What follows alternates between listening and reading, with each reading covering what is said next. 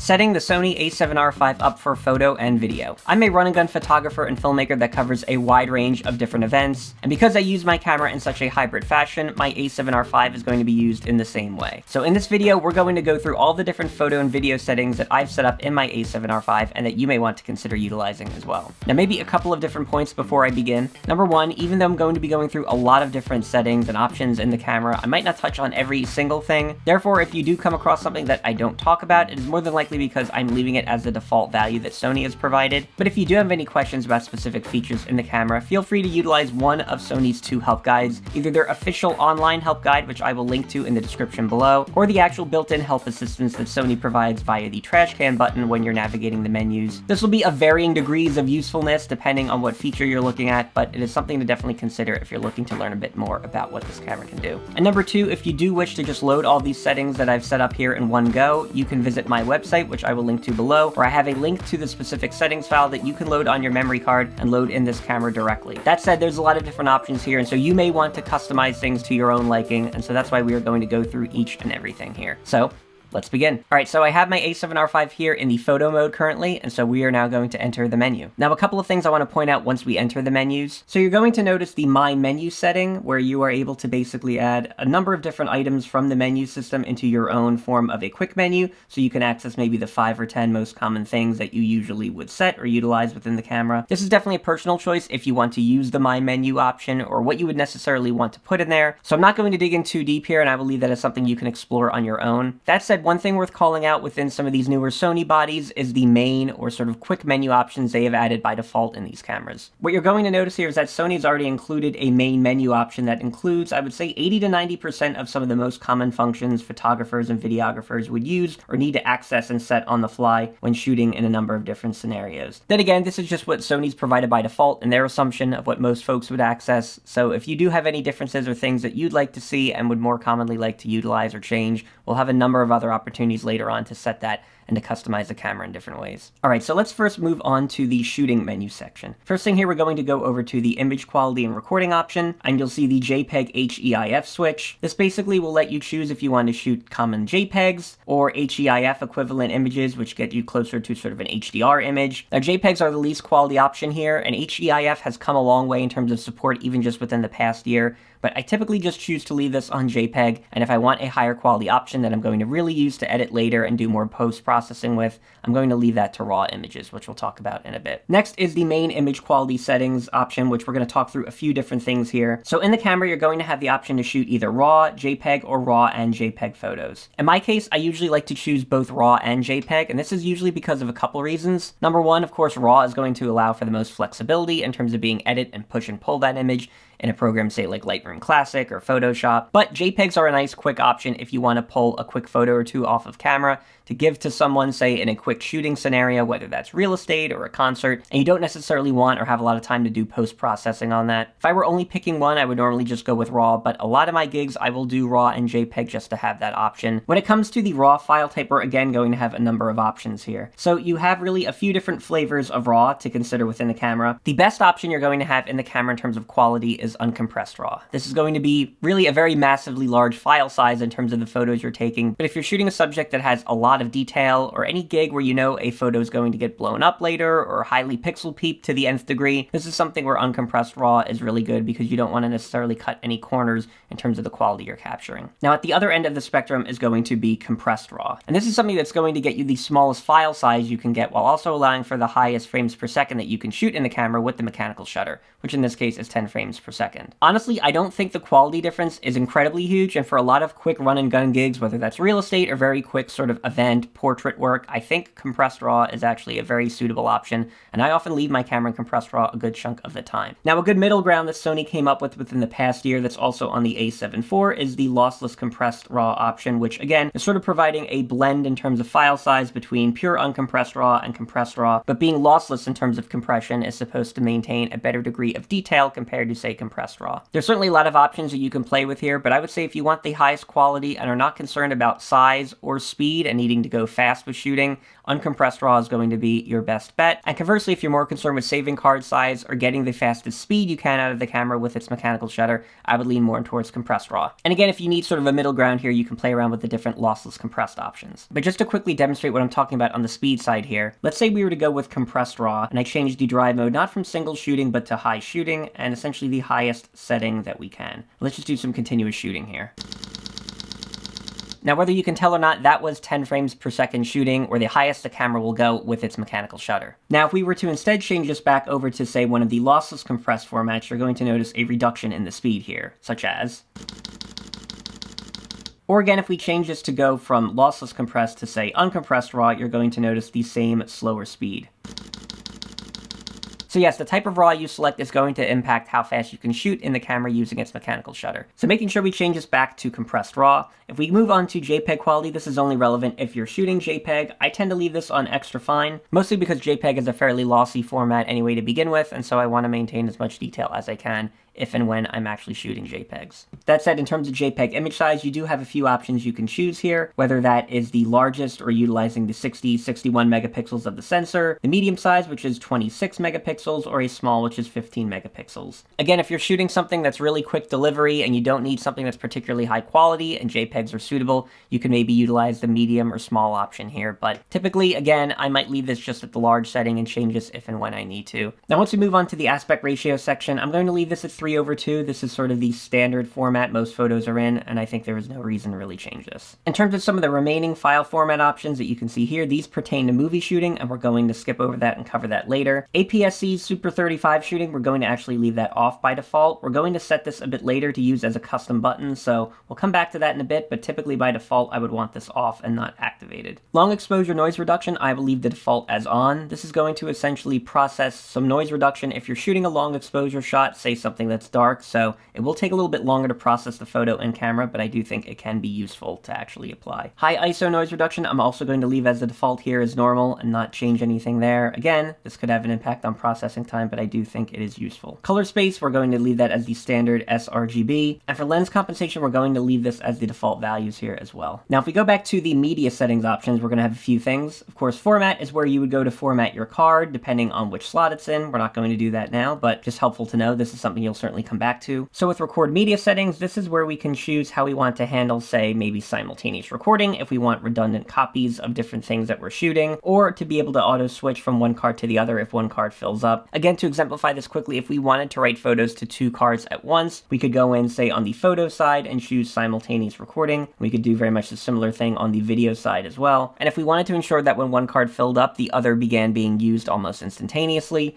we would go into auto switch media and turn that to on. In this case, I don't really know your particular settings, and because I'm only using one card at the moment here, I'm just going to keep this utilizing slot 1 and keep auto switch media to off. But again, depending on your card setup and how you plan to utilize the camera, this is something you might want to consider changing. For the most part, we can pretty much move on from here, though display media info will also show you how much you have remaining on each card in terms of photos and video time left available. So this can be a helpful thing, though you'll typically also see this on the main display when you're shooting as well, so just another place you can also access this information. Alright, now when we go over to file and folder settings, there's maybe a couple things we'll want to consider here. For file number, I will typically go to reset rather than series, and this ensures that basically every time you shoot with the camera and you're starting from a newly formatted card, you're starting from, say, the very first 01 type photo, rather than kind of continuously incrementing a series of numbers. This will mean that your different cameras, when you're shooting them, will all sort of begin at 1, rather than starting at different numbers of however many photos they've taken over their lifetime, but I think that's ultimately fine, though you might have your own preference here for what you choose. Now you can also choose a custom file name here. By default, photos start with DSC, and I happen to think this is fine. Though that said, you can choose your own naming scheme, say if you have multiple different cameras, and you want to distinguish one camera from another, so maybe you start one with A7R5, one with A7 IV,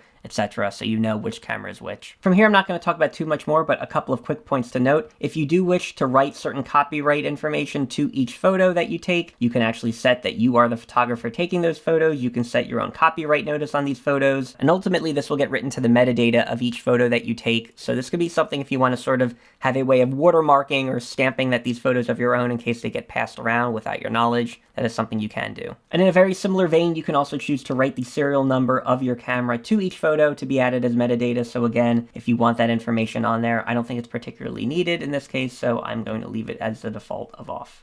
Now, when it comes to shooting mode, this is where we can utilize the camera memory recall settings, which I'm not going to talk about in too much detail here. This is definitely useful if you do a lot of settings changes between different types of shooting, gigs, and events, so something to keep in mind for later, but we will talk about that in a future video. Now, when it comes to drive mode, we've already sort of touched on some of the different options that we have here. Typically, I'm going to be in single shooting mode, which is just shooting one photograph at a time, though again, if we want to shoot kind of higher frame rate bursts, this is when we go into the continuous shooting high mode. Again, high plus is going to be the fastest. But again, depending on how quick you want your burst to be, this is something that you can control. From here, you have other options such as a self-timer, say if you want to take a selfie and put the camera on a tripod or take any timed shots. One thing that could be useful is using the bracketed options in the camera, depending on what type of shooting situation you're in. Now to activate that, I would actually have to turn off picture profiles in the camera, which we might talk about in a bit. And then once I do that, I can go back into drive mode and say if I want to choose brackets, and say I can choose to shoot a bracket of 5 images with a total of 2 stops between each shot. This is something I utilize a lot when it comes to real estate photography if you're trying to do maybe the HDR image workflow. And I have an entire separate video on this channel about real estate photography that I will link to above and in the description below that you can check out. So again, a number of different options to choose from here. I am normally utilizing single shooting, perhaps with a mix of high shooting for different types of sports, action, or sort of one-take events that you don't have an opportunity to capture again, say if you miss them. And again, maybe utilizing brackets in certain cases, such as with real estate, where you want to combine multiple images into one shot later in post. But we'll just change this back to single shooting for now.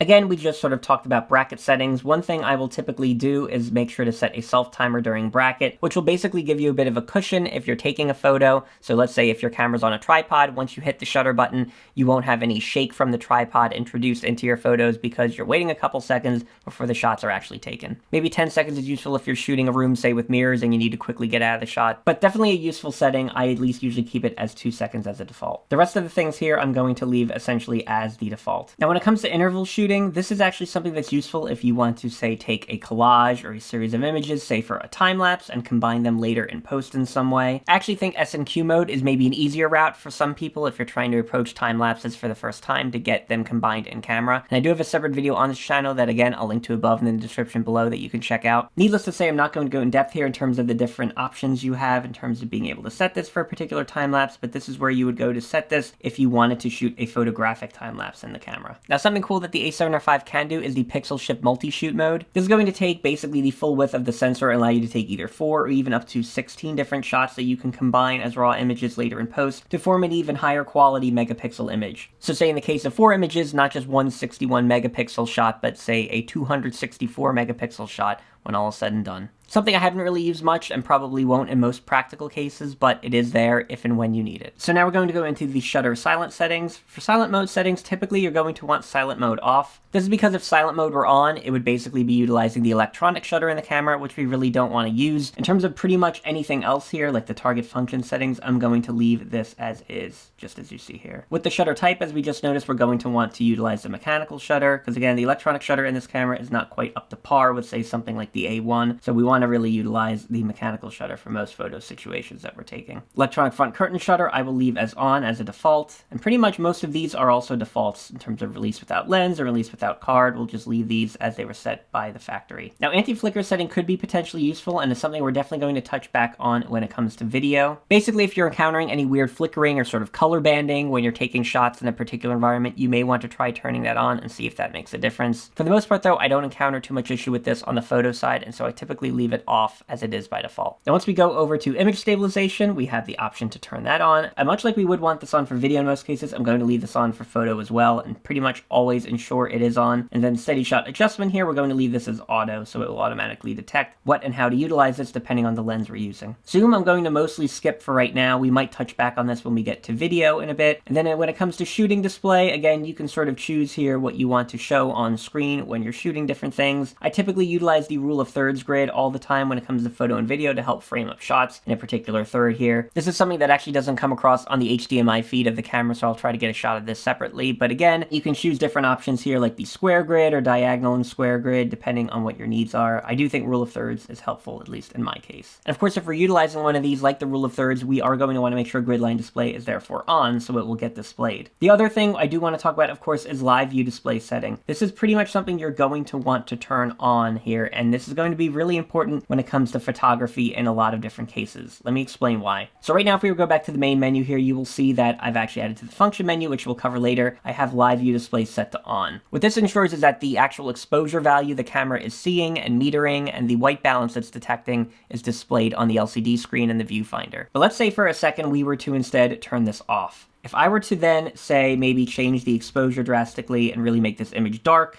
changing the shutter here to 1/800. Let's say rather than the white balance we set of 4500, I want to make this go to something a lot more drastic like 9900. Though the image looks the same here on screen and hasn't changed much, it actually looks very, very different in terms of what we're capturing. This is sort of like the old school DSLR view you used to see when you look through the viewfinder, but this is something we probably really don't want, and we want to actually utilize the benefits of a mirrorless camera here by leaving this on. So you'll notice if I go ahead and turn live view back on again, the image is much darker, and you notice the white balance is definitely off from what it was before. And that's because it is actually showing what the camera is capturing, rather than sort of a view where exposure and white balance is unimpacted. So again, we can change this back. That's not particularly an issue here. But this is why we're mostly going to want to leave live view on nearly all the time. One other point of note here for live view is the exposure effect setting. I typically leave this to exposure set and flash, and this is so that if you're utilizing a flash with the camera, it's also going to adjust the screen for any difference that the flash would compensate for, say if you're shooting in a dark environment, and the flash would bring up the ambient light from that when you're shooting. Therefore, you're not seeing a completely dark image on screen when you're shooting something, rather you're going to get sort of an exposure adjusted scene compared to what the flash would actually capture when you're taking the photo. If you're someone that never uses a flash, you can change it to exposure setting only, but I think there's generally no harm in leaving it to exposure setting and flash, since this should only work when it detects a flash in the hot shoe.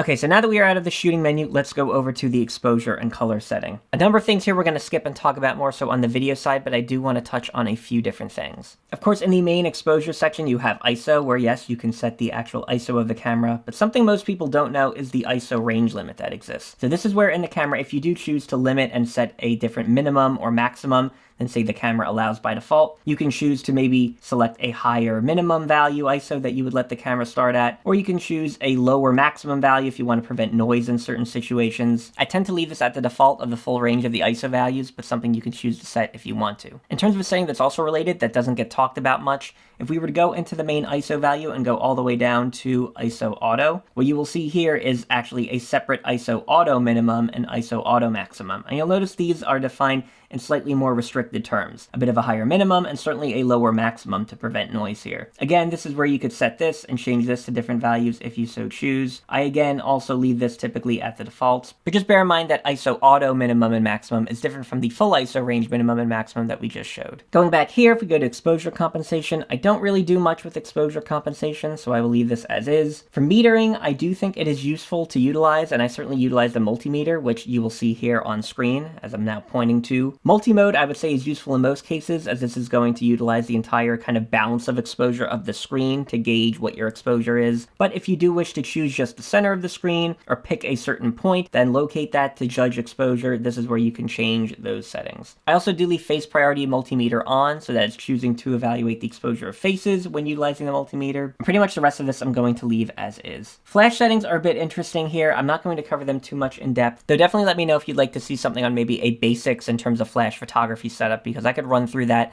say with a camera like the A7R V and maybe my Godox V1S and show what I typically do on some of these flash photography gigs. With white balance, I'm actually going to skip and come back to this when we go back into video mode, because we have a few things to talk about there. And for color and tone, I'm going to definitely do the same in terms of picture profiles here. I, like a lot of video shooters, tend to leave dynamic range optimizer off, as these are things we typically don't want to mess with in terms of, say, when we're setting manual exposure, and this is also true when I'm usually doing manual exposure on the photography side. When it comes to creative looks, this is something where I will just leave it as standard as sort of the default, but generally I'm not going to utilize too much on the creative look side. Yes, you can get some interesting looks here in camera, particularly if you're doing things with photos, but by and large, these are things I would all want to generally do, say, in post with something like Lightroom Classic and different presets that I have, just to tweak the photo manually, so I'm not going to do too much here. As I mentioned, picture profiles we're going to touch on at a later point, and same goes for soft skin effect. And with zebras, we're going to also touch back on that on the video side later as well. Now, when it comes to the autofocus and manual focus side, we're going to touch on a number of things again when we go dive into the video menus, but there are maybe a few things worth calling out on the photo side as well. Typically, when it comes to focus mode, there are a number of things you can choose from when it comes to photography and autofocus in Sony cameras. I think continuous autofocus is a great safe place to land, and if you're utilizing autofocus in video, you're going to pretty much be utilizing continuous autofocus all the time. So this is definitely a great analog and parallel that will work just as well on the photo end. That said, single shot autofocus is also something that's fairly useful, and I will use this at different times. Manual focus comes in handy, but I tend to use this more so for video than anything. So something you can leave on is continuous autofocus. By default, autofocus, single shot, and continuous have balanced emphasis here, and I will leave this as those are set by default. Autofocus tracking sensitivity is set by default as this sort of middle of the road standard value, and I think this is fine, certainly for photo, so we're going to leave that as is. Autofocus illuminator, I tend to leave this as auto as well. This is going to produce a red light if you're shooting the camera in a dark situation, and in fact, a lot of flash units that you will provide on your camera will also sort of mimic this if it's set to auto. But again, you can turn this off in your flash unit, and that'll therefore kind of turn it off in the camera then if you have a flash attached. So I tend to think auto is okay, but again, if this is something that's bothering you in different situations, you can always go in here and turn that off. Aperture drive and AF, we will leave that as standard, and autofocus with shutter, we will leave that as on as well. And again, we're going to leave these values as the default as well. Now when it comes to focus area, I'm typically using the wide focus area, but again, you have a number of things like zone and center fix and spot and different sizes of spot that you can utilize. When in doubt, autofocus continuous and wide is sort of my go-to for 90%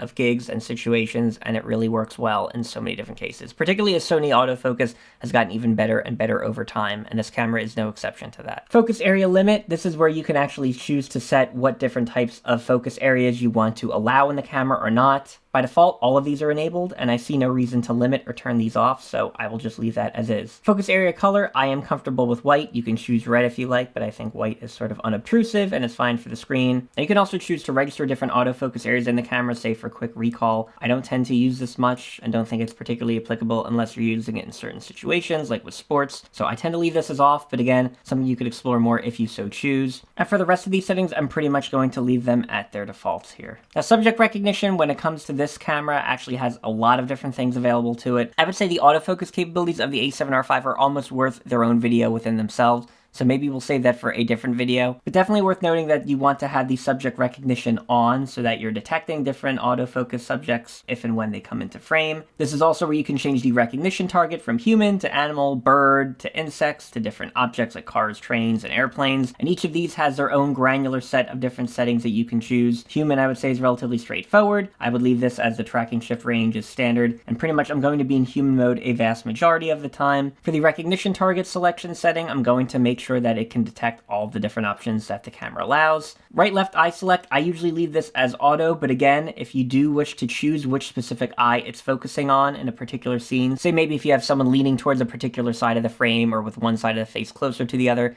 this is where you could set which eye it's trying to autofocus on. For the rest of these, I'm pretty much going to leave them at their defaults. I would say one thing we will touch back on is the focus magnifier settings, but we're going to do this in the video mode, so we will come back to that in a bit. Now, in terms of peaking display, this is also something we're going to cover on the video side, so we will touch back on that in a bit. So up to this point, we've now covered the main bulk of the photo-related settings in the camera. Let's now switch over to the video mode on the mode dial and now cover the video-specific settings that the a7R V has. All right, and so now we have switched into the video mode, so let's go back into the menu here and cover only those video-specific settings that are a bit different from the photo ones that we covered. Now, again, as you're going to notice, we have the My Menu setting here. Same thing applies if we wanted to choose different menu items to add, but we're going to mostly leave that as is. But again, one thing you will notice here if we go back is that you will see a main menu that now has video-specific settings. So in this case, many of the similar ones around the exposure triangle, but in this case, we have frame rate that's now available to us. We have, of course, picture profiles added. We have the different codec that's getting used, the bitrate and chroma subsampling, mic volume, and all these other different effects. So again, Sony's provided sort of a quick menu here that you can utilize for many of the common settings. But again, we're going to customize this even more through different custom buttons and function menus on the camera, but definitely something that you might want to keep in mind and make use of. All right, so when we go back into the shooting menu here, when it comes to video, you're going to notice some slight differences when it comes to file format, and of course some differences here that exist on the video side. When it comes to file format, of course, you have a few different codecs you can utilize in these Sony cameras. XAVCS is sort of the tried and true gold standard H.264 option that's been in Sony cameras for a number of years. It is a very safe bet and a tried and true codec that I like to use for a lot of different things. XAVC-HS is an H.265 codec option that is a bit newer compared to H.264 and is going to save you a bit on space, but could be harder to read in some cases depending on circumstances. XAVC-SI is going to be a great all-intra codec that gives you the highest quality in this case that the camera can shoot, but is going to have the largest file sizes by default, but itself might be a bit easier to edit, say, compared to XAVC-HS. Ultimately, there's a lot of different different options here. I'm going to tell you a couple of my particular favorites. What I like to typically do is shoot XAVC-HS in 4K, and typically when I'm shooting that, I will use the record setting of 10-bit 422. So getting 10-bit color, so you have the most color information that the camera can capture, and 422 chroma subsampling, which again is going to capture the widest amount of information that the camera can. This is particularly useful if you're going to shoot log later and going to want to really recover and do a lot of pushing and pulling with color than say you would if you were just shooting an in-camera color picture profile. That said, another really good option here, and something that I had another viewer in my A7 IV video mention, and in fact I will find that comment and throw it on screen here just for reference, is the fact that the XAVC-HS option in 10-bit color but 420 chroma subsampling is another really good option here. This is something that's going to save on space as well and give you a good amount of color information on the 10-bit side, but might be easier to work with on your computer being 420 chroma subsampling, as where a lot of these different performance implications tend to happen, it's on the chroma subsampling side with 422 specifically, at least as far as I've noticed. And in fact, if you're shooting XAVC-HS in 8K, that is pretty much going to be your only option, which is to shoot 420 10-bit color. But something to keep in mind that you have in terms of different codec options. Now again, movie settings, I typically like to shoot 24 frames per second, but you could choose 30 if you like to have sort of that more active video look. 60 frames per second is great if you're going to do any slow motion work in the camera. But again, to get the most classic cinematic type of look, I'm typically going with 24 frames per second. Now, of course, we talked about record setting and bit depth and chroma subsampling. Again, sticking with 422 10-bit here, but you do have other options. 420 8-bit, especially if you're shooting with an in-camera picture profile like S-Cinetone, might end up being just fine depending on that, but I tend to like to have the most color information that I can. S&Q settings are sort of worth their own video here, and yes, in fact, I have two different videos on S&Q settings, both for time lapses and slow motion, which again,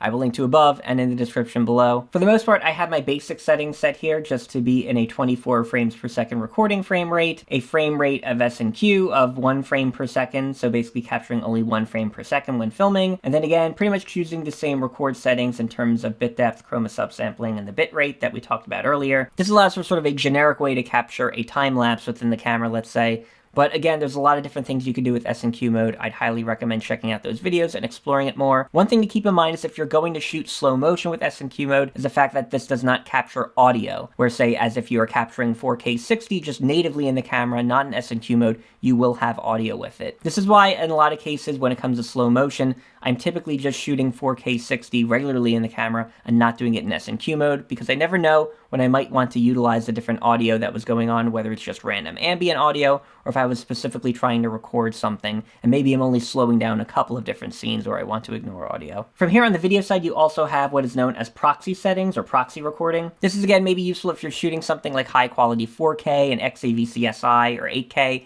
and you want to have smaller file sizes and a lower quality codec to work with in your editor that's a bit easier for your computer to process. In most cases, I will let my nonlinear editing software handle this, in my case Final Cut Pro, and I will make proxies separately. Yes, I do have a separate video on that. You can also check that out if you're a Final Cut Pro user. So I don't really do much with in-camera proxies here, but this is something where if you wanted to have those captured when you're shooting the regular high quality footage, you could set that in the camera here. Now again, when it comes to APS-C crop mode shooting, we're going to cover this later with a custom button, so we'll bypass that now and leave it off. Lens compensation, though, is going to be one particularly useful feature when it comes to specifically the breathing compensation feature. So you'll notice here in this case, I will have it set by off to default, but this is something that we're going to set in the function menu that we can toggle on, because this is something that's actually very useful for eliminating focus breathing with certain lenses that are in the Sony system, like some of their primes that tend to exhibit this more than others. I actually have a separate short on this channel that I covered for the A7 IV that talks about this feature a bit more. This is something you're definitely going to want to have handy to toggle off and on when you're dealing with certain Sony lenses that support this feature, so you can minimize sort of that shift that occurs when it's trying to autofocus on different subjects. When it comes to the media settings, we largely covered everything here on the photo side. That will still apply when it comes to the video side as well. So we're going to mostly move on from here in this case. On the file settings side, again, we're going to have the ability to write serial number to the video files if we want to add to the metadata, but I will leave this off by default. File settings, again, is a very similar thing. I will set this to reset. And this is, again, so we're starting at sort of 001 when it comes to a freshly formatted card of shooting video files, rather than kind of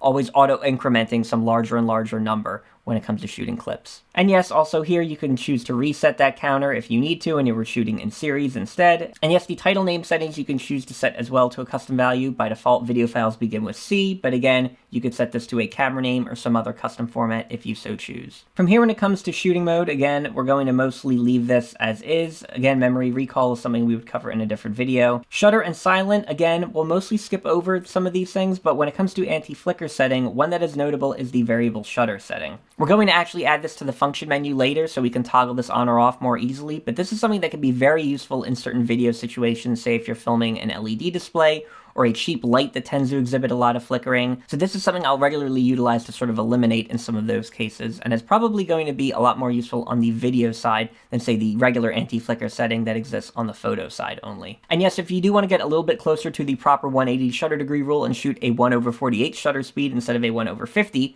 as you typically do in these mirrorless cameras, the variable shutter setting also has a little bit of a hack for that, which yes, I did do a separate video on. I will again link to that above and in the description below. I know we have a lot of these, but that's what happens when you've had a channel for a few years. From here, audio recording, we're going to mostly ensure that, yes, we do want to record audio, of course. Audio record level, I usually leave the preamps pretty low, generally at a level of 5, and this is because I'm usually utilizing a shotgun mic like my Rode VideoMic NTG with the camera. That said, if I'm not and I'm just using the built-in mic to capture scratch audio, I will usually leave this at a level of, say, 15 or so. I don't want to leave it too high because then we'll have a lot of clipping that occurs. So I do particularly leave this low, but again, you can adjust this if and when you need to. By default, we will leave audio out timing to live and not touch that, since that is a default value. Wind noise reduction, I do turn to off specifically rather than, say, auto or on. This is because I want to granularly control what's happening with the audio in many cases and maybe, say, add a windsock or something over my shotgun mic and make sure that I'm monitoring sort of the wind noise with the audio rather than having the camera control that for me, just to make sure that there's, again, a good level of granular control over what's being captured. Timecode presets, we're not going to worry about too much here, but yes, if you do wish to run timecode or have some sort of setup for that with the camera, this is where you would typically set that. Image stabilization, much like that exists on the photo side, this is also very useful on the video side as well. One thing you notice is that you'll have the addition here of not just standard and off, but also active steady shot mode. And this will add a 1.1 times crop to the image, but will help in terms of further stabling out your shot and basically making sure that whatever you're filming as your hands are moving are remaining more stable than, say, if you were to just use standard steady shot stabilization. Again, in terms of being able to toggle this a bit more easily, we will talk about that in some of the custom settings later. Zoom here, there's not too much I'm going to do other than, in fact, for the zoom range, if I do ever tend to use or want to use zoom range,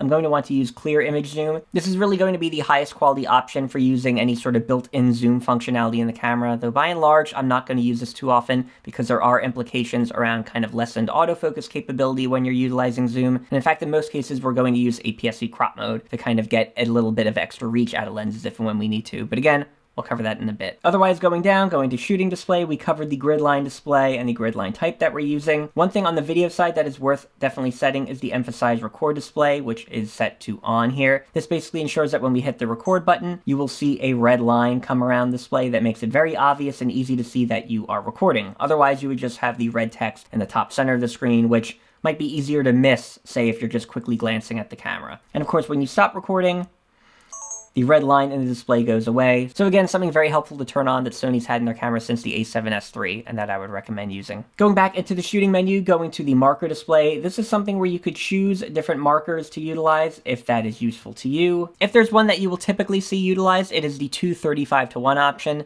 This sort of gives the widescreen or sort of anamorphic look effect that you will typically see in a lot of cases. I don't use this personally, but you might want to make sure that you have one of these set if you're intending to crop your video in one of these different aspect ratios later so that you know what you're actually capturing will be in that shot and be in frame later. Otherwise, if we go down to shooting option, there is the self-timer feature, but we're going to leave that off when it comes to video. And pretty much from here, we can now move on to exposure and color. Again, we pretty much covered ISO and the ISO range limits, so there's not too much more to talk about there. Exposure compensation is not going to be particularly relevant when it comes to video shooting, so we're going to move on from there. Metering, again, we mostly covered this, and again, this is going to be useful, I would say, in video mode as well, where I'm typically utilizing the multi setting of the multimeter in terms of some of the other options that are available. And yes, we do want face priority multimetering still on, and I'm typically going to use the spot metering point of the center here. So yes, the multimeter is still going to be useful in gauging exposure on the video side as well. Now, when it comes to white balance, this is where this is going to be actually a bit more relevant, especially when it comes to the video side. White balance in photo, I'm typically just leaving as auto white balance. 99% of the time, and that's more than adequate on the photo side because it's relatively trivial to change white balance, particularly when you're shooting raw photos. With video white balance, you'll see I'm on the color temperature filter option right now, but I will typically toggle this maybe from that to auto white balance in certain situations, or if you're maybe less comfortable with setting a Kelvin value, you can use some of the built-in presets here. Ultimately, we'll want the ability to sort of toggle and change this later, so we're going to program one of the buttons on the camera itself so that we can easily access white balance later. Beyond that, I will leave priority set and auto white balance to standard, which is the default. And when it comes to the shockless white balance feature, which is actually useful, this is going to control how quickly white balance values change from one color temperature to another, say if you're utilizing auto white balance. I tend to leave this as fast because, again, I'm not utilizing auto white balance too much on the video side, and on the photo end, I do want it to change relatively quickly based on where I am and what I'm shooting. But if you are shooting video more so in auto white balance and you want sort of a very gradual shift so you don't notice any dramatic changes here, that might be a case where you want to change this instead to maybe the slow setting or play around with different values here. Beyond that, let's now go down to the color and tone setting. We talked a bit about dynamic range optimizer and why I want to leave that off in most cases. And again, creative look, I'm not going to utilize much when it comes to video or even photo, frankly. That said, on the picture profile side, we do have a few things we want to cover here in terms of the different things I will typically utilize. So when your picture profile is off in the photo mode, you are utilizing what's known as the stills gamma. Now, if you leave picture profile off on the video mode, this is going to use the movie gamma. And again, movie gamma and movie color I think looks good in a lot of cases, but there are better picture profiles out there when it comes to shooting video. So when it comes to these newer Sony cameras and the picture profiles and gamma curves that are available and built in, I am typically utilizing one of two things. If I want to shoot with the highest amount of dynamic range possible and basically get an image that I will grade and do a lot more finessing with in post, in that case I'm going to utilize picture profile 8 and S-Log3 and S-Gamut3.Cine, and we'll pretty much leave this as the default value as is set from the factory here. The only really thing otherwise noting is that detail is set to -7, and again this is going to eliminate adding any sharpening in the camera, because sharpening is relatively trivial to add in post if and when you want to add it,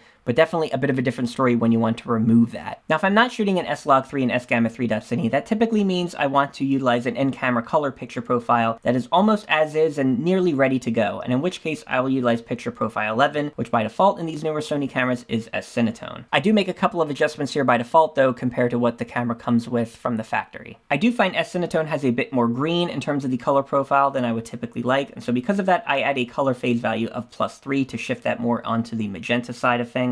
This is something I've done to some degree with most of my recent Sony cameras. My A7S III has a color phase adjustment of +2 for S-Cinetone. My A7 IV has one of +4. The second thing I will typically change is to go down to the detail setting, and rather than -5, which is the default value for S-Cinetone, change that to -7. So again, adding no sharpening to this picture profile in camera and making sure that any of that would be done later in post if we wanted it. And that will pretty much encompass how I set and utilize most of the picture profiles in these cameras. Generally, S-Cinetone will get used for anything that is very quick delivery and something where I don't want to spend too much time color grading, because nearly out of camera it looks almost ready to go. Maybe adding just a little bit of saturation and contrast if and where needed. With S-Log3, that's just going to give you the most flexibility in terms of being able to color grade an image and give you, of course, the most dynamic range as well. I think roughly a 1.5 times of additional stops of highlight and shadow detail compared to, say, S-Cinetone. Though again, a lot of it just depends on what you're doing, how much time you want to put into color grading, how much you value actually getting a ready-to-go image out of camera versus being able to do that and put a bit more work in post, and so on. From here, we can go back to the menu and we'll just talk briefly about the soft skin effect. Now, I would pretty much never use this myself, but yes, I do have a short on this channel that covers what this feature does in terms of the A7 IV. It's going to be the same for the A7R V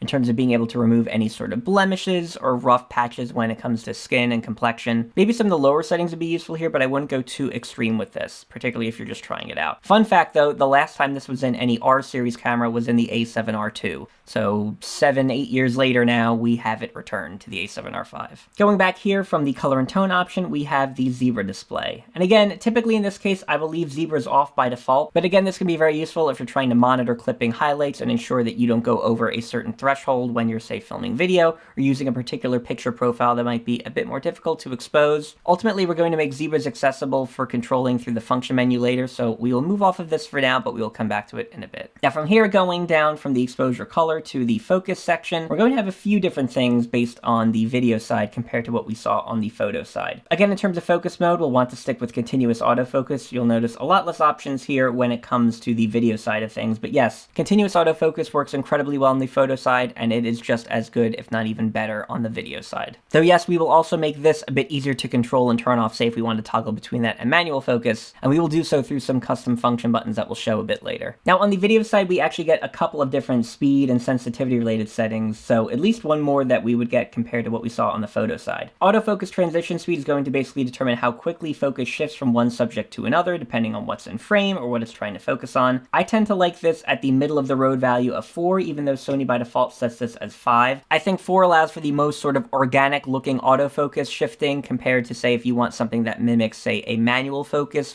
rack, so I tend to leave this at that middle of the road setting. At the same time, as we talked about previously, autofocus subject shift sensitivity, I want to leave this at the 3 value. So again, a middle of the road value that isn't hopping too frequently from one subject to another, but also isn't far too locked onto something. But again, we might want the ability to toggle both of these different autofocus attributes later, and that's why we're going to make these accessible through the function menu. Here, autofocus assist, I'm going to leave on, and this is very useful because you're going to be able to use the focus ring on your lens to sort of control and do a more refined manual focus tweak while still utilizing autofocus with the lens once you have this enabled. So sort of the best of both worlds, I think, when it comes to sort of allowing for a bit more granularity with autofocus with some of the best attributes of manual focus. All right, stepping out of the AFMF section, when we go to the focus area, again, we're going to want to stick with wide, as we noted previously. Focus area limit, we don't want to limit anything that the camera allows. We're just going to have all of the different autofocus area limit options available to us, so we'll leave that as is. Focus area color, again, we will leave as white, as we noted before, and pretty much these remaining 2 things we're going to leave at their default values and not change anything there. Subject recognition, again, we're going to want to leave this on. Recognition target, again, we'll leave as human, but we have a bunch of different types of subject recognition options we can choose from if we so choose. Again, most of these we talked about before, so I'm not going to go over them again. They're pretty much the same values that we had on the photo side. That said, when it comes to some that are unique to the video side, we do have the focus map feature, and this is going to allow for a more unique means of being able to identify what's in focus on screen versus what is not. Now, just to demonstrate this, as I turn the focus ring of my lens, areas that are behind the plane of focus are in this sort of blue color. As we get closer to what is in focus, you're going to see that blue sort of turn to a light blue, and eventually, say, if we maybe get this cabinet in focus, that will not have essentially any color on it, and then those areas that are sort of a orange or red or amber, that's going to be what is in front of the plane of focus. I played around with this a bit in the A7 IV, and while I find it is useful in some cases, it tends to be a bit visually distracting on screen, and I still find focus peaking to be a very useful tool, so for the most part, I don't use this too much, but I will say it is a feature you have available to you. Focus magnifier I find to be a very useful feature, especially on the video side. In this case, what I do for focus magnification time is set this to no limit, so that if I'm going to magnify the image, it is not set to any limit. I can keep it magnified and sort of in that framed in option as long as I need to. And then I will set the initial focus magnification to the highest setting, in this case, which is 4 times. But this will allow us to quickly magnify the image we're looking at, say if we need to identify a subject that we're trying to focus on, maybe in manual focus mode, or we're trying to spot a very fine detail or something far away to see if and what is in focus or not. Stepping out of this area, as we just sort of noted, we also then have the peaking display. I find focus peaking to be very useful, but a few settings here that you'll want to keep in mind that I've used. In this case, I keep focus peaking off by default because if and when it's on, it can be a bit distracting, say if you're not doing manual focus and autofocus is just taking the reins on how the camera focuses. Now, in previous Sony models, focus peaking only used to be on when your camera was in manual focus. That is no longer the case. Pretty much when it's on, it is on all the time. That includes an autofocus. So that ultimately explains why I keep it off by default. But it is something I toggle on from time to time, and that's why we're going to make it a bit more easy to change on the fly, as you'll see when we set up the function menu. Peaking level, I do like at the high setting, so basically showing the most amount of peaking on screen that you can, rather than say low or mid, which might show a bit less in that color, so that you know what's in focus or not. And then in terms of color, it's mostly about picking something, in this case I think that stands out. I find red stands out the best in most cases, but yellow or blue might be good options. I find white tends to blend in too much to the common scene or background in a lot of cases. And of course, again, focus peaking is one of those things that does not carry over on this HDMI signal, so I'll try to find a way of showing what that looks like here by getting some B-roll after the fact. And once we've covered the peaking display, I think we are done with the focus section. Now, when it comes to the playback menu section of the camera, I'm largely going to leave this as is and really not change anything from the defaults. But worth noting, you do have some options here to maybe choose if and how things get magnified when you're playing them back. You have the option option to maybe choose how you rate or kind of select different pre-selected photos or video clips if you want to do that in camera. You have the ability to determine different actions in terms of how you can delete and what different function buttons do when you want to get rid of clips, or maybe if you want to change different things that you've captured. Like most of this and other Sony cameras, you have a lot of options here for controlling playback, but I don't do too much of this really other than to quickly confirm I captured something. So I'm not really trying to mark clips or do things I would typically do in post in camera. So I find the default settings work fairly well for this. Now, when it comes to the network settings options, I do think there are a couple of things worth pointing out here, though again, largely I'm going to leave the defaults to be the defaults and keep things as is. Yes, it's worth noting that compared to the a7 IV, Sony has now relocated the USB streaming functionality to the network settings page for at least some reason. So if you do go down to the streaming section, you'll see the USB streaming option here, and this is where you would choose the different streaming settings for the camera. I tend to leave this at 1080p 30 frames per second because that is sort of the standard still in terms of frame rate and resolution that most folks are streaming in, but of course you can change this to a few different options here. And yes, I do choose to ensure movie recording during streaming is enabled. Therefore, if I want to record a clip internally, say to an SD card in camera, but also make sure that I am streaming the camera at the same time via USB, I can do both things simultaneously. Apart from that, yes, this is also where in the network setting you would be able to enable or disable Wi-Fi and the different adapters there. This is where you would enable and disable Bluetooth if you wanted to. By default, I will leave this typically as is, though I will call out the ability to set what is known as airplane mode in the camera, as this could be a good battery saving measure if you're looking to ensure your camera isn't constantly kind of hunting and searching for different Wi-Fi networks that are around or in range. And if you're looking to learn a bit more about airplane mode and some other sort of battery saving tricks that you can utilize in your Sony Alpha camera, I have a separate video on this channel that I will link to above and in the description below that covers these in more detail. The only other thing maybe worth calling out here is the reset network settings option, which yes, if you ever got in a bind and found different network adapters not working, perhaps as you would expect, this is where you could choose to do a network reset of the camera. But beyond that, I think we are largely done in terms of this section. But once we move on to the main setup section of the camera, this is where we're going to have a number of other things we can now talk about. So the area date settings, yes, of course, you'll want to set the language to whatever your native language is. Area date and time setting, again, you can customize this in many different ways. I have some standard US-based settings here, but you can choose a number of different formats and different date, time, and daylight savings options to pick from. The NTSC and PAL selector might be useful if you're looking to maybe change or travel to a different country. Say you're going from maybe the US to the UK and you want to ensure that your camera shoots in PAL now, so that you're not encountering too much flickering in terms of different lights and frequencies there, and therefore you can shoot in 25 frames per second, 50 frames per second, instead of the more standard NTSC frame rates of 24 and 60 frames per second, etc. Probably not too useful unless you're doing a lot of back and forth international travel, or you choose to do a frame rate that is not common to your native country, but this is where you would set that and change it. Otherwise, if we go to reset and save settings, you will notice that this is where we can do a settings reset for the camera, and this is also where you would go to save and load settings. So yes, if you're looking to load, say, my own custom settings file that I mentioned early in this video, or you want to create your own, this is where you can do that in the setup menu option. Now from here, let's go on to Operation Customize. And this is where we're going to talk about how we've customized the different buttons and function menus of the camera to bring up our most commonly used settings when we need them. Now, as we move over to the Operation Customize settings, you're going to see we have a custom key dial setting option for both photo and video. Now by default, just to skip to the video option, these are going to pretty much, in most of all cases, follow what we set on the photo side. And this is largely okay because we're going to mainly use many of the things we set on the photo side also on the video end as well. And so in this case, we want everything set on the photo side to carry over to the video side, so we only need to set this once in the photo area. So moving up to the photo custom key dial settings, on the rear portion of the camera on what is known as the AEL button, we have set this to be focus mode. So in this case, going back to the main video screen, if I hit the AEL button, I am able to quickly toggle between autofocus continuous and manual focus. And of course, if I were in photo mode, I could toggle between autofocus continuous, autofocus single shot, autofocus automatic, manual focus, and so on. Now going back to the rear, if we go onto button 2, which is typically the AF on button, I have this set to the autofocus manual focus selector hold button. And what this allows for in manual focus mode is being able to quickly lock onto a subject by holding the button and utilizing autofocus to do this, and then being able to release that and have manual focus being locked onto the shot. Now just to demonstrate this quickly, let's go into manual focus mode. I'm going to zoom in to this camera here that is filming me, and I'm going to throw the focus off considerably.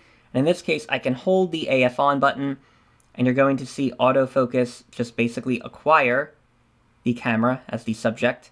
And you can see even AFC in the top left corner there, and then when I release the button, I am back in manual focus, and I am completely locked onto this. So no matter where I take my camera, no matter what I aim it towards, once I go back to that camera, I am back and locked into it as we were before. So definitely a useful feature when we want to utilize both autofocus and manual focus working together. Now again, going back to the rear, for the 3 button, which is custom button 1, I had this set to be the focus area. So again, hitting the C1 button here, what this will allow for is changing the focus area if and when I need to on quick glance. So again, I can have this set as Y, but if I need to ever quickly change this to zone or spot for some reason, I can hit the C1 button and without diving into the menus too deeply, change my focus area if and as I need to. Diving back onto 4 here, which happens to be custom button number 3, this is where we have set the APS-C crop mode shooting that we talked about earlier in a couple cases. So again, to demonstrate this quickly, we have our regular image here in full frame mode. If and when I hit the C3 button, what you're going to notice in the bottom right corner is that we are now in crop mode, and of course you've noticed the image now crop in 1.5 times to an APS-C field of view. Once we want to toggle out of this, can quickly again hit the C3 button and get us back into full frame mode. So a very quick and convenient way to toggle between APS-C crop mode, and again, being able to utilize this as sort of our quick hack zoom if and when we need to. And going on to the last button of the rear, we have the focus magnifier option, which we're now programming as custom button 4. So in terms of this C4 or trash can button, once I hit this, say in video mode, what you're going to notice is by default, I am now in focus magnifier mode, and I am zoomed in 4 times to this image, and I'm able to see all of the different things that say I am focused on or not focused on. So again, if I wanted to maybe utilize this to sort of get a more granular look at focus, this would enable me to do that, say compared to if I were only trying to do this with the full frame field of view. And once I want to toggle out of here, I can just hit the shutter and quickly get me back into the regular image as it was. So again, a very quick way to magnify your image to see the details of something and what's in focus and not, rather than having to dive into the menus to engage focus magnifier. So now that we've explored the rear of the camera, let's now move on to the more granular portion of the rear. Most of these I'm not going to change the default on. That includes the sort of D-pad here in focus standard. I'm not changing the center button on the main dial of the camera, nor am I changing drive mode or the ISO setting, and I'm not actually going to change this to anything. So really, we're going to leave the defaults here as is. Of course, the 4th option, which is ISO, I'm going to use regularly. So really, you do want the controls of ISO, aperture, and shutter speed to be really easily known and found. I've always been comfortable with the Sony defaults for this, which just happens to be in this case for ISO, so I think you're going to definitely want to make sure these are in a comfortable spot for you no matter what. So again, leaving the rear 2 controls as default, let's now move over to the top. By default, the record button is set here to this top 1 button, and yes, that is the record button. We're going to leave it as is. Now, in terms of this C2 button, as you'll see here, I set this in particular to white balance. So again, if we're in the menus, I hit C2 and I can quickly engage in white balance. And whether that's me manually changing a color temperature as I need to, or perhaps instead if I want to go back and go to auto white balance or try one of the other different white balance values, I have that quickly available to me without diving too deeply into the menus. And in a second, we're going to talk about another way we can quickly get to white balance features using some of these dial and button customizations. Now going from here, once we get to the lens settings, by default, most of Sony's lenses have a programmable button on the side, and this is by default set to focus hold. I tend to think this is fine as the default and don't change it, but again, you could choose a number of other different features that this button could control. Now from here, if we move down to the dial and wheel settings, again, by default, the front dial is going to control aperture on these Sony cameras. That back rear dial is going to control shutter speed. These are again the Sony defaults, and I'm comfortable with them and leaving them as is. But one thing I am going to utilize is what was the former exposure compensation dial that you can now set to a number of different things. In this case, I have it set to white balance color temperature. So in this case, just to demonstrate, if I were to unlock this button and just turn the knob, you will see that I can quickly change the manual Kelvin degree of the color temperature without even needing to dive into the white balance menu, without needing to engage a specific white balance function at all. This will only work, of course, if I'm actually in the white balance color temperature mode, and so therefore this wouldn't do anything if I were in auto white balance or one of the default white balance Sony presets. But again, a very useful thing, particularly on the video side if you work with manual white balance and different color temperatures a lot. Now again, we talked about the custom key and dial settings for video and how we're going to let them carry over from the photo side, so we've mostly covered that. In terms of the custom key settings for playback, I'm not going to really change this from any of the defaults, and I think these are set fine as is, so we will leave them as they are. Now when it comes to the function menu settings, this is where we're also going to get a lot more granular and set up a lot more customizations here compared to what Sony would maybe provide here by default. Now again, some of these settings that we set on the photo end of the function menu might carry over to the video side, but some of these don't actually exist in one but might exist in another, and some are a little bit different depending on whether they're in photo and video mode modes. So we'll go over what I've set up here on the function menu to be able to access as quickly as I need to for a lot of the common things that I do when shooting photo or video. So starting with the photo menu here, on the topmost spot, we have the drive mode. And what this is going to allow us to do is quickly change between all the different drive mode options that we talked about, such as, again, with single shot mode, to be able to do continuous shooting at the high mode, to be able to do some of the bracket settings we talked about, and being able to access this quickly without, again, diving into the menus too deeply. Our next option here is going to be the image quality settings. So again, in this case, rather than having to dive into the menus to choose between RAW and JPEG, rather than necessarily having to choose between the different JPEG quality options or the RAW file type options, we can quickly get to this here from the function menu as well, and toggle and adjust this as we need to. Next, on the function menu side, we have flash mode. And again, this is something that's going to be a bit more useful, of course, for folks that shoot with a flash or do any sort of flash photography gigs. But this will allow us to choose between a rear sync, a slow sync, or full flash option, again, depending on what type of flash photography preferences that we have. As noted before, let me know if you'd like to see something around flash photography and some of my setup options for this. I can certainly talk about it in more detail. Next up here in the photo function menu is peaking display, where we are able to turn on and engage focus peaking based on the peaking level and peaking color settings that we set up earlier. So again, a quick way to easily engage this when we need to. Of course, it's not going to show up in the HDMI display here, but a quick means of being able to engage this if and when we're in manual focus, which we already know we can turn on quickly if we need to by utilizing the AEL button that we programmed earlier. Next to peaking display, we have the picture profile option. And again, whether we're talking about this on the photo or video side, say on the photo side if we want to turn this off to do bracketed shooting or just in general, or on the video side if we want to toggle between S-Cinetone or S-Log3, we have the ability to quickly call this up. Next to the picture profiles, we have steady shot. And again, this will allow us to toggle this off or on if and when we need to. Now moving along to the bottom row of the photo function menu, we have the live view display option. And again, we're probably going to leave this on most of the time, but if we ever wanted to change this and adjust it for any specific shooting scenario, we have the ability to turn this on or off. Next up on the function menu would be the recognition target. And again, this is particularly useful if you're someone that's going to be toggling between different subjects that you want to track and use autofocus for, again, without needing to dive too deeply into some of the other functionality to toggle this. Next up to the recognition target in terms of autofocus is the autofocus tracking sensitivity. And again, this will allow us to adjust this if and when we need to, depending on whatever specific situations we're in that utilize autofocus on the photo side. Next to autofocus tracking sensitivity on the function menu would be the self-timer during bracket. And as noted, this is one of those settings that I'll typically leave at a default value, but again, there could certainly be those situations you encounter where you need to extend this value for a certain period of time to maybe get out of the shot quickly enough, or you just find you don't need a timer during the bracketing and you want to turn it off. So having this available along with drive mode,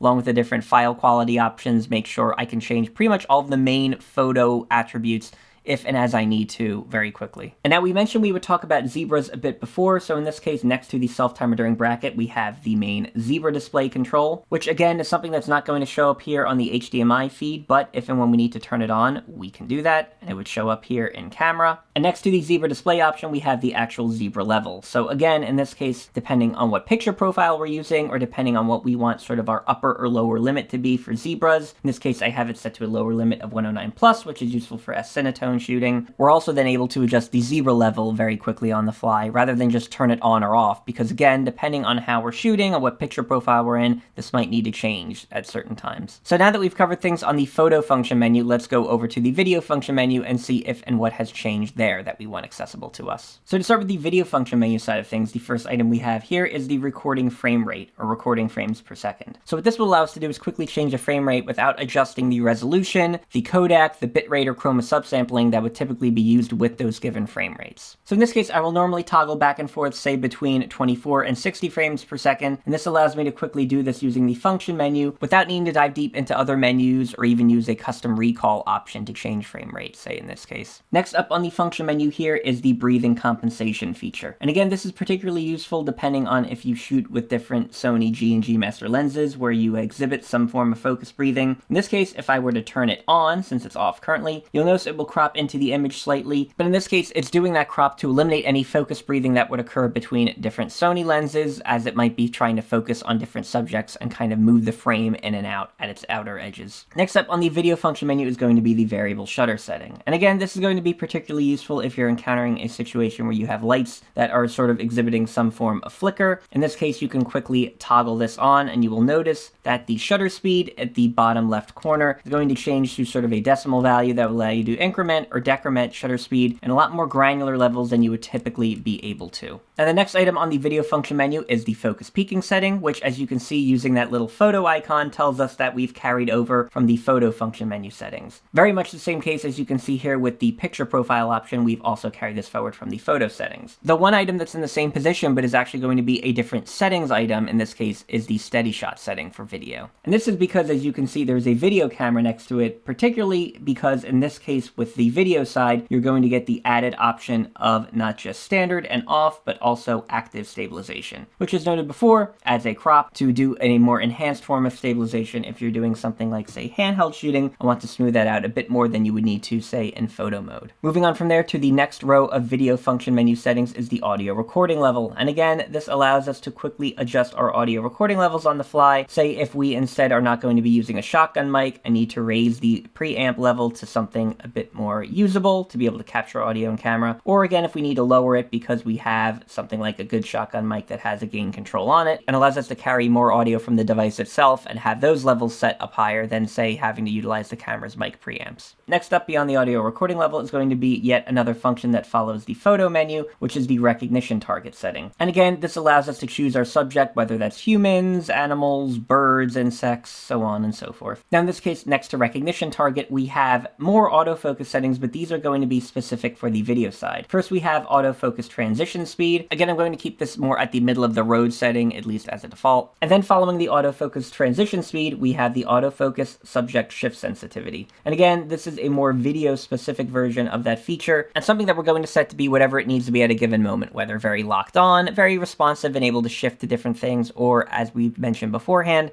set to sort of a middle of the road value of 3 in this case. And for our last two items of the video function menu, we have zebra display and we have the zebra level, both of which are carried over again from the photo side. Now moving beyond the function menu settings, you do have the ability to disassociate the different settings between the still and movie modes if you want to. So by default, all of these different settings values, as you see, aperture, shutter speed, ISO, these are all linked so that if you set something in the video mode and you switch over to the photo mode, that setting carries over. If we were to instead start checking these off, all of those items that we selected would basically start to independently operate from one another depending on whether we were in photo mode or in video mode. So say if we checked off ISO here and we set an ISO on the video side of 1000, we would then be able to go over to the photo mode, and that photo mode ISO might not necessarily be that same value. In fact, it might be whatever we set it to previously, or we could still operate it and control it independently so that once we go back into video mode, it would still keep its value as set before of 1000. By default, I'm comfortable with leaving these things linked because typically if I'm toggling that frequently between values anyway, I'm already on a hybrid gig and I want exposure and these settings to be pretty much the same, so we'll leave this as is. Now display screen display set, in this case, is going to let you turn on or off different things that you can see on the monitor or on the viewfinder. In this case, I'm comfortable with the default values here, so I have no need to change that, but if you want to choose to remove or add different things, this is where you would do that. Record with shutter is an option I don't use, but some people like to use if they want to set the shutter button to be able to toggle on the record functionality when they're shooting in video mode. I'll leave this as off, but you can choose to set this if you want. Now, if you move on to dial customize, this is basically going to show us some of the same things we set up already in the custom key dial customize options beforehand. So for the most part, we'll just keep this as is and move on to the next section. Now, once we go to touch operation, largely the defaults will be okay here, though you might want to check on a couple things. Yes, we want the touch operation to be on in this case, so we can utilize whatever touch functionality is available in the main LCD screen. Touch sensitivity is fine to leave as standard. The touch panel pad option, I tend to leave as touch panel only, so basically the touch pad doesn't control what's on the screen, but the actual LCD display, again, the touch panel is what's going to basically accept input from my hands and different things. One thing I do think is helpful to set is in the touch panel settings item below. You'll notice you'll now have the ability to swipe up to engage the function menu, which I will try to show on screen since again I can't quite capture this with the HDMI input, of course. Touch panel settings beyond that, I choose to mostly leave vertical orientation off, but again, if you want to make it operate in that fashion, you can do that here. And then otherwise, I'm going to leave these defaults as is. Moving on to accessibility, yes, you do have a screen reader function, which could be particularly useful if you're someone that needs to utilize these features. By and large, I think the defaults here are okay, but you do have the ability to choose the speed of the screen reading ability, you do have the ability to choose the volume level of this, and of course to toggle it on or off as needed. Now for the Finder monitor settings, most of these I'm going to leave pretty much as is in terms of their defaults. Again, I would highly encourage you to check out the Sony battery life tips and tricks video I mentioned before. It's above and in the description below in terms of if you want to learn a bit more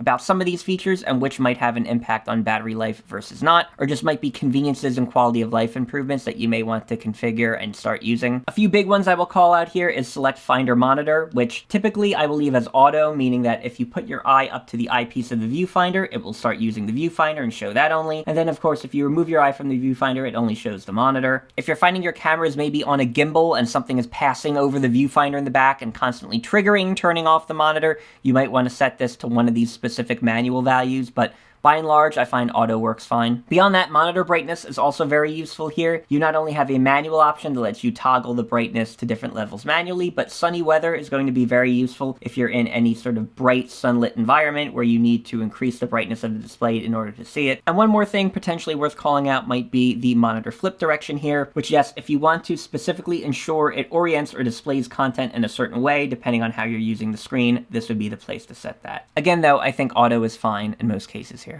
Moving on to the display quality option. In this case, I'm going to leave some of these defaults as is. One thing I do like to set though is Gamma Display Assist on. This is going to ensure that, say if you're shooting an S-Log3, you're still going to have a very Rec. 709 looking image on screen that you can use to judge and gauge exposure and make adjustments as needed, rather than having to do so off of a purely flat log image on the camera screen. Having Gamma Display Assist on in tandem with Gamma Display Assist type being set to auto ensures that no matter which picture profile you're using, whether S-Log2, S-Log3, HLG, it's going to effectively pick the appropriate LUT to sort of apply on the screen to bring that up to Rec. 709 or BT 2020 standards so that you can see it, rather than having to manually toggle which one you're using depending on the picture profile you chose. The rest of these I will leave as is, as they're set by default. Auto review I do want to especially keep as off, because while it might be helpful in some cases, if you're someone that's shooting a lot of different photos, you probably don't want the photo constantly appearing on screen that you just took. You want to be able to move on to the next one and get your live view of the display back. So this is definitely something a lot of run-and-gun photographers explicitly want to ensure is set to off in a lot of cases. Going on from here to the power setting option. In this case, I do want to ensure that the power save start time is set to some value. 1 minute is a good option here, so basically the battery just doesn't continuously drain, but rather if we're not using the camera, it automatically saves itself and kind of goes to sleep after a minute. And another critically important setting here is going to be the auto power off temp and making sure that this is set to high rather than standard, which is the default. In fact, this is so important now, as you might have noticed in the A7R5 setup process. If you own this, you're going to get prompted during the initial setup to actually turn this on by Sony, whereas they never even used to do this before. Basically to ensure you can utilize the actual desired record times that this camera can produce. Otherwise, you certainly could encounter overheating errors in what I would consider to be unreasonably short time frames. So this is a very common thing all Sony shooters set. Make sure this is set to high and you will be good to go in terms of your record times. Moving on from here, we have the sound option settings. Again, for most of these, we're going to leave on as the default. Audio signals are going to be what are the general beeps and sort of signals in the camera. So if you don't like the record sound or other beeps that the camera makes during different operations, you might want to change this to off. But I'm comfortable with leaving this on in a lot of cases, as I don't mind the audible indicator of what I'm doing. Now moving on from here, we have the USB section, which for the most part, I'm going to just leave as the default. USB connection mode will leave as select when connect, so depending on what we're doing and trying to use the camera for, it'll prompt us to pick one of these. In this case, I do want to ensure USB power supply is set to on, which will enable us to provide power to the camera through USB, which again could be critical in certain situations of using an external battery, say the Titan base battery and the rig build setup that I utilized in my previous Sony a7R5 rig build video, which yes, you can check out above and in the description below. Moving on from here, we have the external output settings. There's a few things that could certainly be relevant to check here. HDMI resolution I have set to 1080p right now, but depending on what you're trying to capture and output from this, say if you're doing a higher quality external recording, you might want to set this to 4K, which is 2160p, or even 8K, 4320p, if you have a recorder or some device that actually accommodates this. I'll skip over output settings and come back to that in a second. HDMI info display is what is allowing you to see the actual setup menus right now, being able to capture this output separately from the camera. If you only want to project the image that the camera is capturing out of it and not any of the menus and sort of different setup options, this is when you would turn this off. And control for HDMI can be useful depending on if and how you want to trigger recording from other external devices like an Atomos Ninja 5 recorder. So I tend to leave this on by default and I think that's fine, but again, you can change this if you find that getting in your way or if you need to. Now in terms of HDMI output settings, this is where you have a bit more granularity you can choose from. Yes, we want to have record media during HDMI output set to on. Much like the USB streaming option noted earlier, we want to be able to record in camera while we're also outputting an HDMI signal, so this allows us to do that. Output resolution, again, will align with what we were talking about before. Here it's set to 4K, but of course you can change that if and as you need to. Some of these settings below you'll notice are grayed out currently, but this is where you would actually be able to utilize some of the raw options of the camera. Because yes, much like the A7S III, the A1, the FX3 or FX30, the A7R V can also do a 16-bit ProRes RAW output to a device like an Atomos Ninja recorder. Beyond that are some further RAW settings, which I'm not going to get into, and I'm pretty much going to leave most of these set to their defaults as they are currently. Moving on from external output to the setup option here, we have a few things maybe worth noting. Specifically, if we move down to the anti-dust function, this is where if we needed to give the sensor a full cleaning, we could engage this with the camera. Though typically this shouldn't be needed unless you're in a more extreme case of the sensor being dirty and needing to go through a cleaning. Beyond that though, the shutter when power off feature is something you might want to think about. This is what enables the shutter to close when you power the camera off and automatically open back up when you power it on, so that you can eliminate more chances of dust getting in there or other debris. I find I keep the caps on my bodies pretty religiously and try to avoid those sort of nefarious situations where dust can get in there, so I'm generally okay with not having to constantly have this on, but something to think about engaging depending on what your needs are. Auto pixel mapping, leaving it to on is good. This would ensure that basically in any case, if you have a dead pixel or two, once you power off and power cycle the camera, at a certain point, Sony will be able to auto detect this and fix that for you without you doing anything. Below that, pixel mapping in this case is just sort of a manual way to engage this, which we don't need to, but of course if you ever needed to, that's how you do it. And really the last thing we're going to cover, since the privacy notice isn't of too much interest here, is the version. Of course, this is where you're going to see the actual version of the firmware that you're running in the camera, which can be very helpful to note. But related to that, this is also where you would go to actually engage a software update after placing the update on a memory card. And this is a newer sort of pattern of being able to do updates in cameras that Sony introduced with the a7 IV, since previous versions used to require you to connect to your computer and download a range of different things, and it was not the most intuitive process. So needless to say, if you want to check what version of software your A7R V is on and or update it to the latest version, this is where you would go in the menus to do that. And at this point, we have now reached the end of the menus, and you've pretty much seen every single setting that I have set up here in my A7R V. Hopefully this video has been of some help to you. Feel free to leave a like and subscribe if it has. Of course, there's a lot more content that I'm going to be digging into on the A7R V in the coming weeks, so definitely subscribe if you want to see more of that. And definitely leave a like and let me know of any comments below if you have any other settings recommendations you might choose or utilize, or anything you think you have questions on that I might have missed. For now, that is all I have to say, so thanks for watching.